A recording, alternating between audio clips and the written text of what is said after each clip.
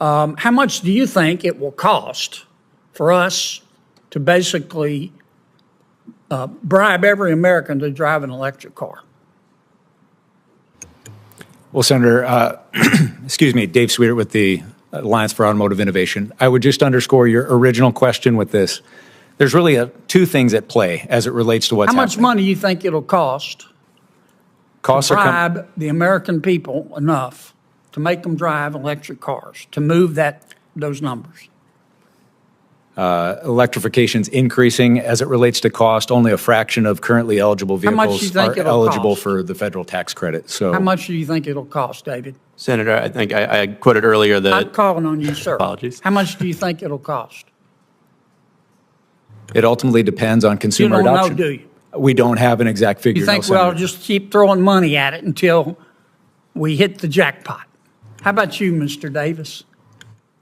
Hey everyone, welcome back to the channel. Today we're diving into one of the most intense and revealing moments from a recent Senate hearing on electric vehicles. A U.S. Senator posed a simple, brutal question. If electric cars are so great, why do we have to pay people to drive them? Sounds harsh? Maybe, but it sparked a conversation that pulled back the curtain on EV subsidies, government incentives, and whether the American taxpayer is footing the bill for a dream that might not be ready yet. Stick with me because this one's eye-opening, so here's the scene. Before we go on, if you're enjoying this breakdown, make sure to click that subscribe button and hit the bell so you don't miss future deep dives just like this one. Thank you, Mr. Chairman. Welcome to all our witnesses. I'm sorry I was late. I was in another committee. How many of you drive an electric car, own an electric car? Okay. You gentlemen don't? If you mean electric by a battery electric, no. If you mean plug-in electric, yes. Okay. Of the three folks who raised their hands, how many do you own gasoline-powered cars at all? No? No, Senator. No, all electric. Okay. Let me ask you all this, and please give me brief answers, because there are five of you, there's only one of me. Okay? If electric cars are so swell, how come we have to pay people to drive them? The upfront costs of an electric vehicle are about $10,000 higher today than they are for an equivalent internal combustion engine vehicle today, but that cost is declining substantially. Right. And so this is a temporary intervention to help the auto industry strategically compete in global markets and to transition as battery costs fall. You didn't hear my admonition, okay? Sorry. Doc, how about if electric vehicles are so swell, how come we have to pay people to drive them? I think sorry, Senator, I'll step away from. I'm sorry, I can't see the names. Oh, it's Gross, Ms. Gross here. I'll defer to not comment on policy questions about incentives and so on. Maybe Tell me your name. I can't see your name tag. Gross? I can switch. Oh, okay, I'm sorry. I can swivel it. I apologize. Would you start over? I was just going to say I'd like to defer on policy grounds, not to talk about policy incentives and so on, defer over to my colleague here, Ms. Hinman. You don't believe in electric cars? Oh, totally support electric vehicles and drive 3 of them myself. So if they're so swell, how come we're having to pay people to drive them? So just speaking personally then, not representing my company at this point. Sure. Speaking personally. Who's your company? EPRI, the Electric Power Research Institute. Oh, okay. And I have to be careful about policy stepping into, wading too deeply into policy as an independent leader here. But when we think about, again, I just want to ditto what Dr. Jenkins said. This is an effort to compete yes, globally. ma'am, I know all that, but how, if they're so swell, how come we have to pay people to drive them? Well, maybe then the quick answer for me is I didn't take advantage of incentives, but I also bought used vehicles on the market. I love it. They're wonderful to drive. And so on. Okay. Senator, similar for myself. What's your name? Maureen Hinman. Damn. My hair's longer in my picture, sorry.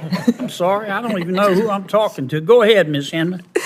I did want to follow up with my colleague, Ms. Gross. I purchased my first EV, fully Yes, electric. ma'am, but in if they're so 2015. swell, how come we have to pay people to drive? Well, I can only speak for myself, but we purchased our first vehicle in 2015 because it was easier to charge, cheaper to drive. It drives better, faster, smoother. There's no muck on the bottom of our garage. And frankly, when I had my first child, some of the safety features were just better. But here's what I'm sorry, you're not answering my question. How many vehicles, how many cars do we have in the United States? 280. This lady right here, in the middle. I'm sorry, if I could see your name, I wouldn't just point to you. If I could, I'd like to defer to my colleague who has I'd like better. to hear your answer, okay? How many calls? How many cars are there? 295 million? Okay, and what percentage are electric vehicles? 1.6. Okay, hold up that chart. Here's where all electric vehicles are. California loves them. The West Coast loves them. Everybody else is kind of lukewarm. Okay, I'm trying to understand why. But let me move on to this. Let me ask these two gentlemen. I think the reason is because they're more expensive, and people when they drive a car like it to run, and when it runs out of electricity, it stops, and they can't find a place to charge. So let me ask these two gentlemen. I don't want to be unfair. So it's clear we got a long way to go. We got 283 million cars in America, and we got 3.3 million electric vehicles. We got a long way to go. And at least these three folks think that we need to take taxpayer money and give enough money to American people so they'll walk away from gas cars and drive electric vehicles. How much is that going to cost? I'm going to ask them in a second if I have time. But how much do you think it will cost for us to basically bribe every American to drive an electric car? Well, Senator, excuse me, Dave Sweeter with the Alliance for Automotive Innovation. I would just underscore your original question with this. There's really two things at play as it relates to what's happening. How much money do you think it'll cost to bribe the American people enough to make them drive electric cars, to move those numbers? Electrification's increasing as it relates to cost. Only a fraction of currently eligible vehicles are eligible for the federal tax credit. So, how much do you think it'll cost, David? Senator, I think I quoted earlier that. I'm calling on you, sir. Apologies. How much do you think it'll cost? It ultimately depends on consumer adoption. You don't know, do you? We don't have an exact figure. You think we'll just keep throwing money at it until we hit the jackpot? How about you, Mr. Davis? Eventually, if you put enough charging stations there to solve for range anxiety, because the reason I didn't buy one is because I may have to drive 450 miles to East Tennessee at spur of the moment. The American taxpayer, for us to convince the American people, frankly, bribe the American people to get rid of the gas car and drive an electric car. Can any of you give me a figure? Yes, Senator, the Treasury Department reports we spent about $1 billion year to date. So for the first half of this year, so roughly $2 billion this year. We're behind. As I noted, how much do you think it'll cost, Doctor? You're a doctor, so right? $2 billion this year is what the estimate from the Treasury Department. How much do you think it will cost for us to, let's say, get 75% of these 200? How much will it cost American consumers to remain? How much? Do you know how much it'll cost, Doctor? No one knows the future with certainty, Senator. Right. You just think we ought to keep throwing money at it until we hit the jackpot. I think we ought to set a stable policy framework that allows American consumers to become familiar with the environment and American businesses to innovate and to compete within that stable framework. That's what I said earlier in my testimony. And how much will that cost? Will cost less than the benefits delivered by the policy. You don't care how much it costs, do you? I care if the benefits exceed the costs. I don't care about the costs. You don't These are care investments how much in the it public. costs, do you? I care very much how much it costs. As long as the benefits exceed the costs, that's an investment worth making. Well, so, okay. How much does it cost to seed the industries of the future to China? I get to ask the questions, Doc. Sorry. You're at Princeton, right? That's correct. Yeah. How are Jewish students doing at Princeton? Are they feeling better? That has nothing to do with the hearing today. I'm not going to comment on that. I didn't think you'd want to talk about that.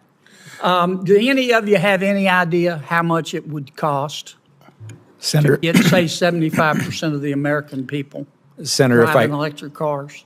If I could, your question is fair. One answer to it is the cost of inaction of the U.S. not competing is far greater than any incentive on the front end. Okay, quantify that for me. Oh, man, I'm way over. I'm sorry, Sheldon.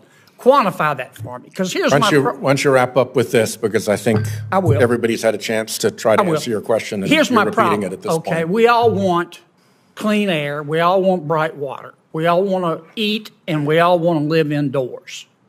Okay? But there are trade-offs in all of this. Despite what the Princeton professor thinks, we don't have unlimited money.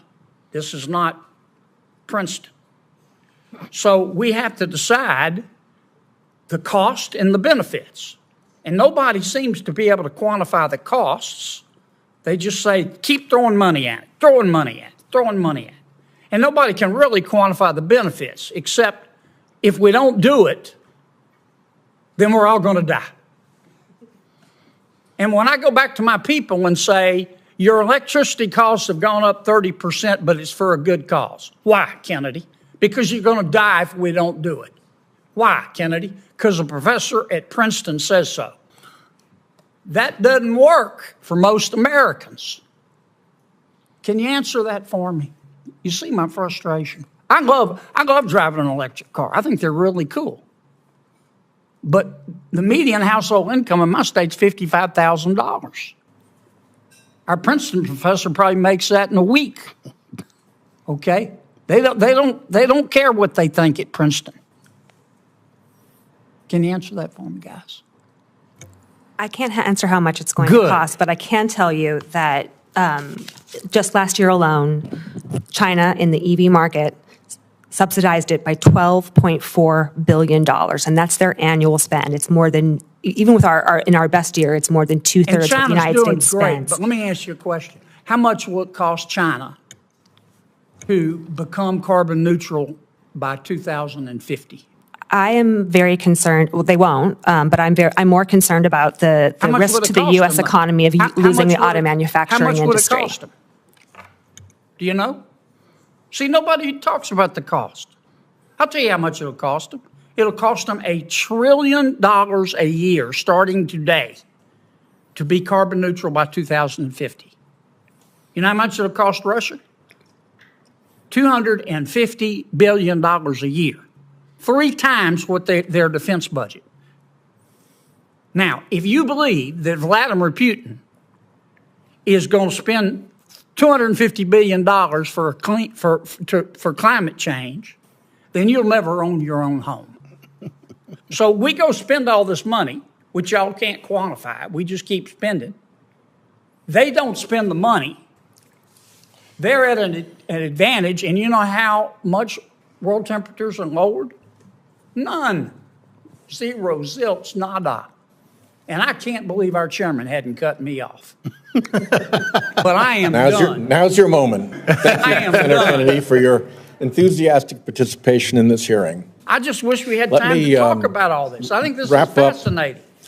If EVs are really going to work, if they're really going to replace gas cars, then we need straight answers. Not just optimism, not just fear, real cost, real numbers, real planning. So what's the takeaway? Electric vehicles may very well be the future. But if we're going to get there, the conversation needs to be honest, transparent, accountable. Because right now, we're writing checks without knowing the price tag and asking working Americans to foot the bill. Let me know what you think in the comments below. Do you own an EV? Would you buy one if the price was right? And more importantly, do you think it's fair to use taxpayer dollars to push the EV revolution? If you found this video helpful, give it a thumbs up, share it, and of course, subscribe for more content like this. Until next time, stay smart, stay informed, and keep asking the hard questions.